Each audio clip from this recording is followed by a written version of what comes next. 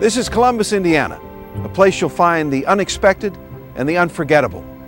It's a small town with a big city attitude, and there's a lot to see and do here, from the arts to sports to stunning gardens and parks to the city's national treasure. Over 60 buildings and landscapes designed by some of the most noted and influential architects of the 20th century.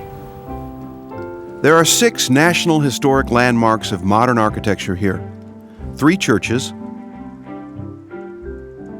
a private home, a public school, and a bank, all true American treasures of art. The city's internationally celebrated architecture also includes postmodern and contemporary design, spanning decades of growth in Columbus, where the goal in architecture is excellence. That same goal for excellence drives every aspect of city life. In 2006, Columbus won the America in Bloom Award for its well-designed and maintained gardens, parks, and green spaces, including 638 acres that make up 18 city parks. Columbus boasts a large installation of exciting public art. Spread throughout town, these works inspire the imagination and create an energetic and unique cityscape.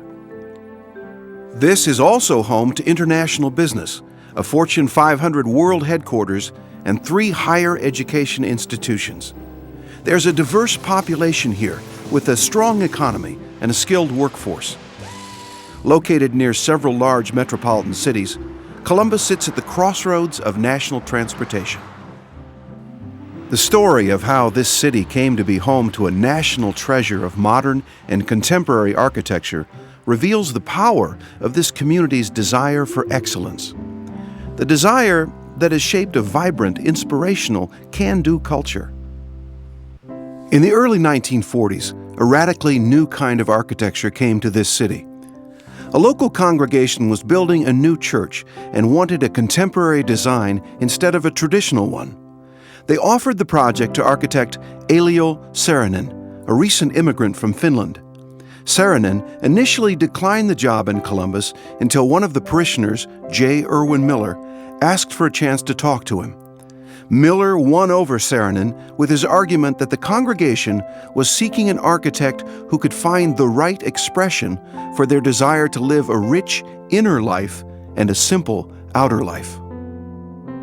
The first Christian church, completed in 1942, was the first contemporary building in Columbus and one of the first modern churches anywhere in America. It is the oldest of the 6 National Historic Landmarks in the city, and it's one of the most beloved buildings in Columbus.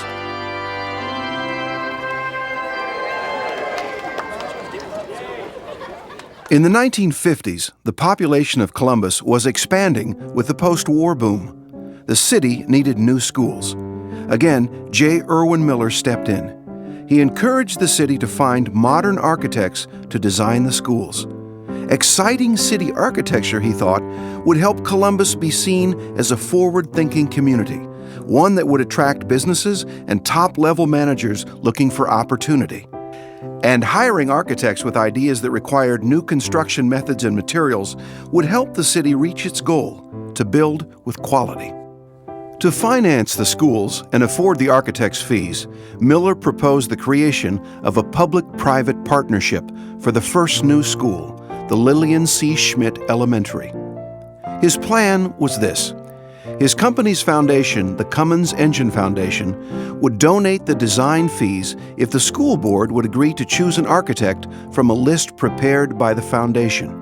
Costs for construction would come from the school corporation, and the school board would supervise the projects. After the first school was successfully built through that partnership, the school board asked if the Cummins Engine Foundation would contribute the design fees for other schools. They did. And what came to be known as the Architecture Program was born. With that program in place, modern and contemporary architects saw Columbus as a city that welcomed their bold ideas. By the 60s, the national press and architecture critics had noticed the innovative designs of Columbus. Important architects of the day began to lobby for projects here. the city attracted the great talents of I.M. Pei, Eero Saarinen, Richard Meyer, Robert Stern, Kevin Roach, Harry Weiss, John Warnecke, Robert Venturi, and Gunnar Burkerts, to name but a few. The Cummins Engine Foundation's architecture program expanded over time to support other buildings, including the regional hospital. The foundation helped bring public art to the city, as well as landscape and streetscape projects. Private citizens and businesses also chose innovative architects when building homes and churches, offices, and factories. Each architect who has designed here has helped create this community of remarkable buildings. Columbus has been ranked 6th for innovation of design by the American Institute of Architects, putting it in league with Chicago, New York, San Francisco, Boston, and Washington, D.C. When commenting on the value of the architecture program he started, Miller said that what is built reflects what a city thinks of itself and what it aims to be. I think the buildings that we move around in have an enormous influence on us. The better the building serves its purpose, the longer it'll last before you have to tear it down.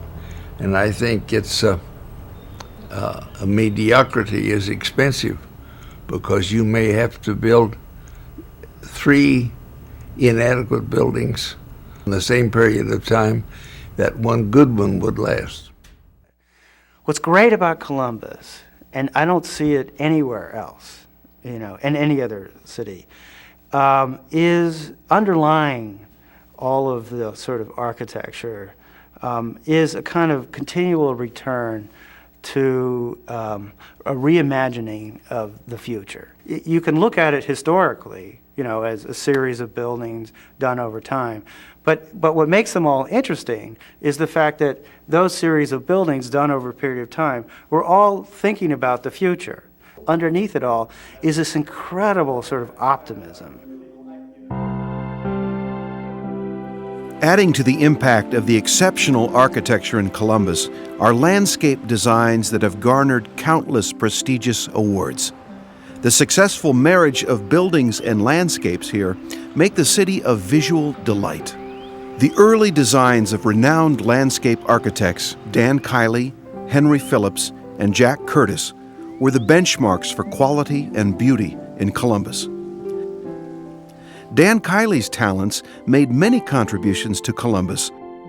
Among his works are the stunning grounds of the North Christian Church, the majestic setting of the First Baptist Church, and the innovative environments of many of the Irwin Union Bank properties.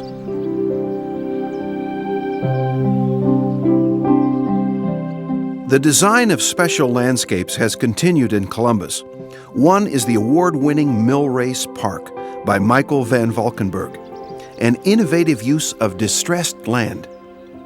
The design reclaimed 86 acres of marginal value floodplain next to the White River and turned it into a beautiful downtown park of open spaces and curving vistas that provide a gathering place for outdoor activities, concerts, and quiet moments. The great thing about Mill Race is that it shows a community taking a piece of land that might have been thought of as not useful and making something fantastic there. There was this amazing way that the park was built. This was not a traditional building process where a contractor was hired and built the whole thing, but a civilian youth corps through a federal program did a great deal of the work on the project. Many of the contractors in Columbus did the work at cost. Mill Race was a grassroots effort that showed the extent to which design is a broadly valued thing in this community. There is a tree beyond this world, in its ancient roots a song is curled. I am the fool whose life's been spent between what's said and what is meant. The activities calendar here is chock full of music and street festivals.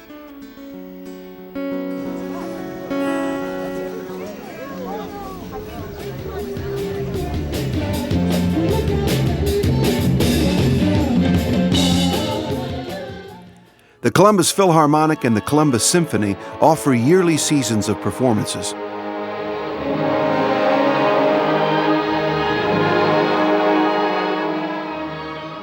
And recreational and sporting events take advantage of top-rated facilities in town.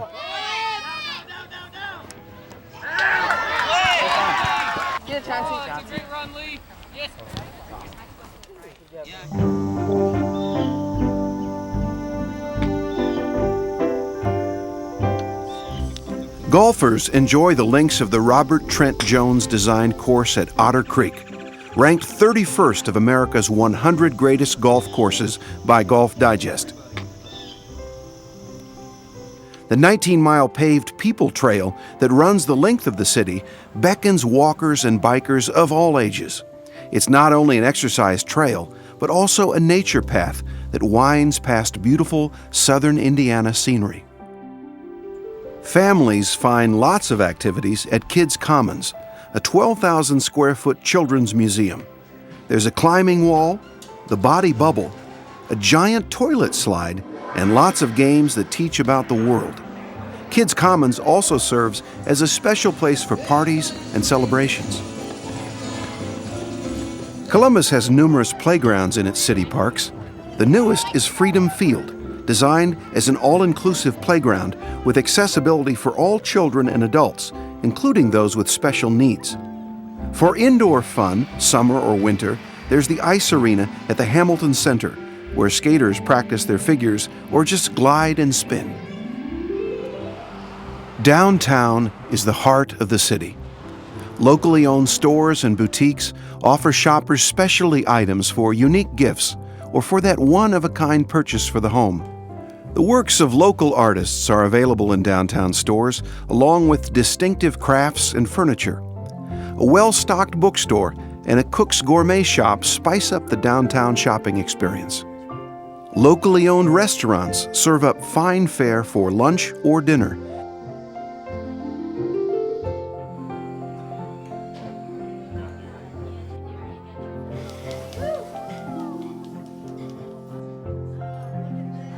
And city hotels offer sophisticated and convenient accommodations.